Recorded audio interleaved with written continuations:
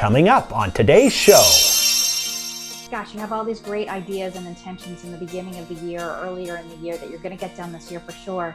And then by the time autumn came around, people were starting to abandon it. Possibilities and keeping it positive. I mean, that's a really good way to look at things, because sometimes it is easy to get discouraged when you're kind of under pressure or maybe not getting things done. Yeah, and if you're somebody who struggles with perfectionism and you're the kind of person to say, well, I won't do anything unless I'm sure everything will be perfect or everything will be as I dreamed, it's really hard to get off that starting block.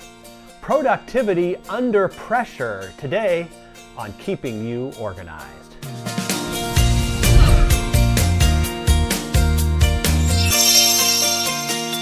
Hello and welcome to Keeping You Organized today. If you are under a lot of pressure, you've come to the right place today, because we're going to help you get productive. In fact, I think a lot of people put a lot of pressure on themselves for a variety of reasons, and sometimes that's an excuse not to be productive, not to get things done. So we're going to have this discussion with Kathy Vines, Clever Girl Organizing. Welcome back to Keeping You Organized, Kathy. Thank you so much for having me back. Well, great. Let's talk a little bit about this idea of being under pressure, maybe first of all, and how it relates to productivity, and why you want to talk about this today. Thanks. I wrote a little bit about this as we kind of turned into autumn, because what I was seeing, especially with a number of my clients, and even a little bit with myself, that, gosh, you have all these great ideas and intentions in the beginning of the year or earlier in the year that you're going to get done this year for sure. And then by the time autumn came around, people were starting to abandon it and say, you know what, well, why even bother? I can't even do everything I wanted to do, so maybe next year. And what I found was I wanted to do two things. One was give people some tools to actually get on the other side of that attitude, and two, help them kind of be their own cheerleader. Because I think sometimes once the negative talk really starts inside your head about all the things you didn't do and didn't accomplish, it can be really hard to get on the other side of that. I can totally relate to this, because I know, like, at the end of the summer, the last couple of weeks, you're kind of admitting that summer is over and you want to gear up for fall, and you think about the kids' activities, and so you start planning some stuff and get the calendars out, and then you're all gung-ho, and then you hit into Labor Day weekend and you kind of relax a little bit, and then you come back, and then it's a firestorm, and then everyone is like, I need a ride here, and it gets kind of pressure cooker, and some of the things you end up wanting to do kind of go to the wayside. So let's talk a little bit about those tools. How do you want to approach this? You tell me what kinds of tools and what will help in a situation like this. Sure. I outline it kind of in 4 steps that people can take a new approach for. And the first is really around possibility. And possibility is such a positive term, right? Like, what can I do? What is out there?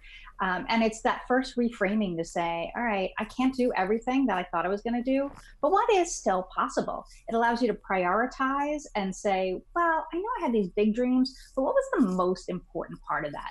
And it really helps you start to craft out what might be your do-over list. So I really want to say, gosh, in the beginning of the year, I thought I would do all of these things, but now, gosh, if I could only get one thing done by the end of the year, it would be this. So it's really around creating possibility. And again, kind of a positive attitude that it's not about all the stuff you didn't do, but it's the stuff you still can do that really is meaningful. Yeah, I think that framing that mindset too there of, possibilities and keeping it positive. I mean, that's a really good way to look at things, because sometimes it is easy to get discouraged when you're kind of under pressure or maybe not getting things done. Yeah, and if you're somebody who struggles with perfectionism and you're the kind of person to say, well, I won't do anything unless I'm sure everything will be perfect or everything will be as I dreamed, it's really hard to get off that starting block. So this is another way to help with people who struggle with that sometimes too. Okay, let's move on to tool number 2. I know I cut you off there a little bit, but No, that's fine. Okay. The next is, along that lines of positivity, is commitment. So it's really reclaiming what will I do. So if the first one was what can I do, the next one's what will I do? And it's really saying, I've drawn the line in the sand, I'm starting over. Even though that's not what I thought it was going to be in the first place, this is still worth it. So it's that recommitment to yourself and to any other stakeholders that this is what you're going to do next. Okay, so that's a good one. And saying it doesn't actually get you any closer to your goal, right? You can say it all you want, but if you're not doing anything, Right. that's not helping you. So the third step is really that focus to say, all right, what will I do? What am I doing? So how are you putting it on your calendar? What is the work that really needs to get done? What were some of the barriers that were in your way of the big goal that you can remove for yourself now that it's a smaller goal, and you can really focus on how to achieve something that's a little bit more narrow, but still impactful and important? Well, I think that's a great point there, because sometimes we never cross that line from what I want to do or will do to what I am doing. I like that. It's kind of an action verb. It's taking some action, even if it's just one little step to get moving. But that's how you create that momentum. Right, exactly. And I think being able to ask yourself, what is the action I'm taking today, or what is the action I'm taking this week, which helps me fulfill my commitment to myself, can really help bring, again, some of that positive language and that self accountability. Now, when you're working with clients, how do you kind of get them into this phase, or get them to at least realize they need to kind of take that, step over the bridge, I guess? Yeah, I can do this with clients that I've been working with for a long time, or I can do it in just one session where they kind of feel either overwhelmed or, gee, I thought today we'd accomplished all this stuff and now we're just doing this one thing. I really try and get them to do two things. The first is in this step, and the second is what I'll put in the last step. So the first is really saying, okay, what is it that we can do today that's going to help you feel better at the end of this session? And just really simple. Right? A really simple. So what's one action we can do that by the end of this session, when I leave, it's going to make you feel like you did something. Right. And if they're working on something that's over a long period of time, so I work with one client, we're trying to get a whole kitchen redone, and it's a lot of work, and there's a renovation, and it can be really overwhelming. And to be able to say, I know you wanted your kitchen to look like X, Y, and Z by the time we get to Thanksgiving, because she's hosting Thanksgiving.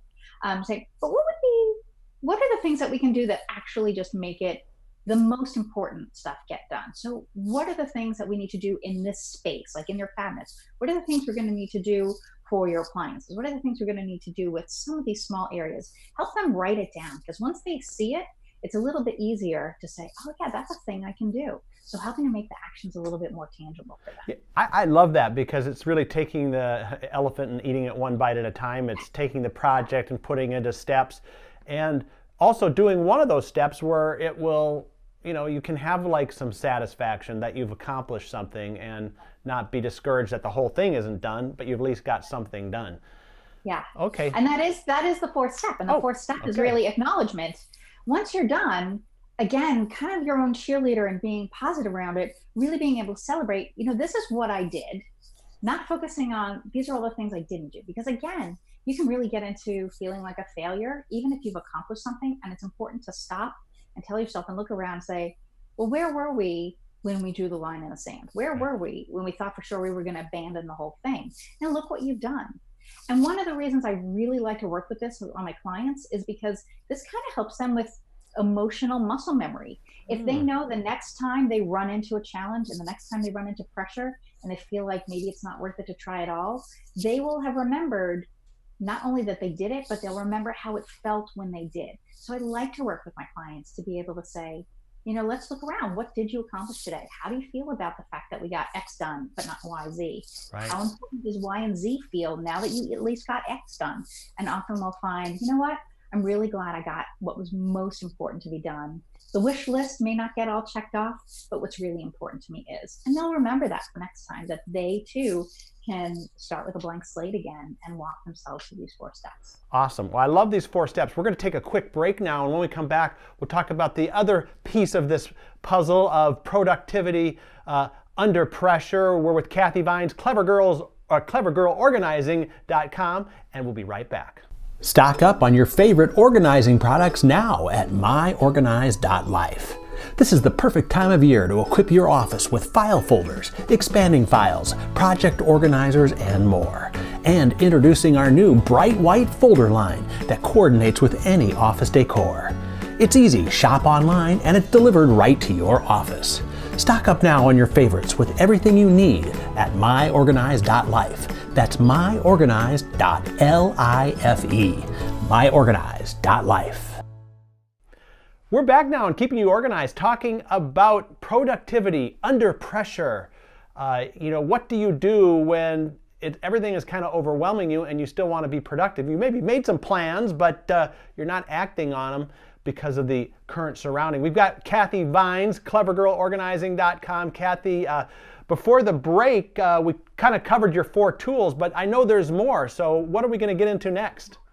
Well, one of the things I want to talk about, I started to talk a little bit about that positivity, being your own cheerleader. One of the things I think it's really important to remember when you're feeling under pressure is sometimes it's not just you putting yourself under pressure, but you might be feeling pressure from other people, other stakeholders, other people in your family, other people at work.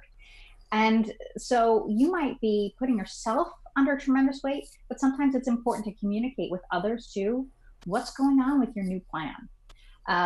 Especially if you told people earlier in the year, hey, we're doing all these things, and now you have to recalibrate too. So these steps I just kind of talked about, especially kind of the notion of commitment. So what will I do? And focus on what am I doing? What am I going to do about this? Really being able to get others on board with helping support you in your new plan. Right. I think that's a really important part of staying positive and staying motivated when you're going up against pressure and you also feel like you're not doing everything you thought you were going to be able to achieve at the beginning. Right.